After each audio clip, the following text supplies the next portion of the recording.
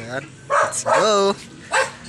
What's up mga kalapatids? Good afternoon. Bali, napag-biglaan look visit tayo dito kay Kuya Ernest Torres mga kalapatids. So, bali, meron nga siyang nadali sa CHP mga kalapatids. So, bali, siya ay pang 10th overall mga kalapatids, no? So, tingnan natin yung ibon niya mga kalapatids.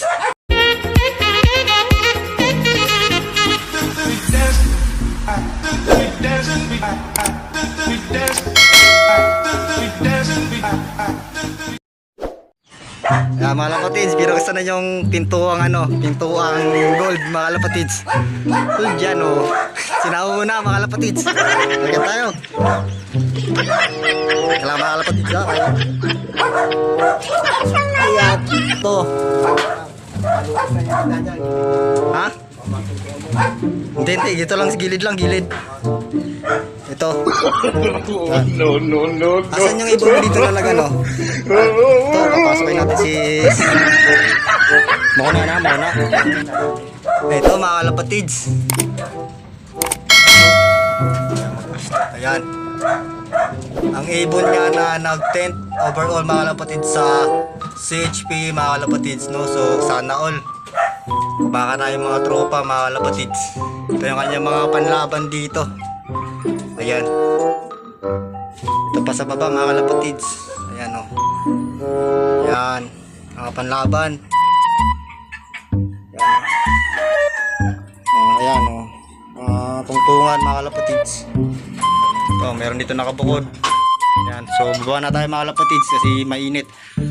Ayan. Init dito. Oh, meron dito. Ayan. Ang area.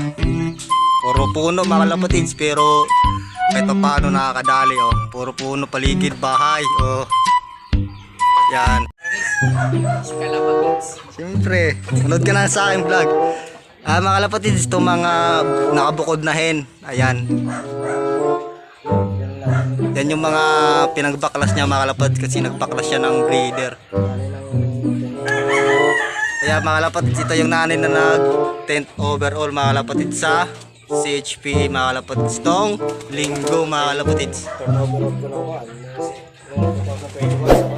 Ayan oh. Parang ako ito nga pamilyar.